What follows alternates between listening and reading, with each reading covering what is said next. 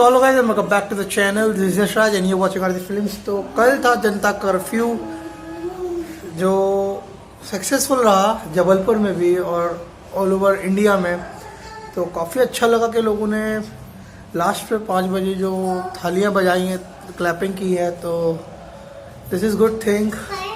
सो अभी जा रहे हैं अपन डायरेक्ट धुआंधार। तो देखते हैं क्या कैसा सा क्राउड है कि नहीं है। चलो चलते हैं, आज की वीडियो करते हैं स्टार्ट।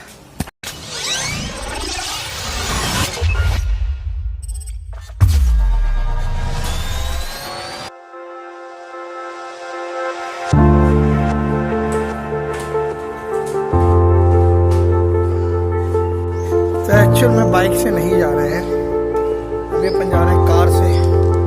इससे तो भाई जैसा कि आप देख रहे हो, मैं हूँ dhuandhar में और इधर बिल्कुल भी क्राउड नहीं है, बिल्कुल भी। मतलब यार इधर इतना ज़्यादा क्राउड रहता है जबलपुर में, इधर से ज़्यादा क्राउडी प्लेस कहीं नहीं है dhuandhar से ज़्यादा। और आप देख सकते हो कि घर तक बिल्कुल भी क्राउड नहीं है, पूरा मतलब खाली पड़ा हुआ है। यहाँ पे लोग ही लोग रहते थे, वो पूरा खाली पड़ा हुआ है।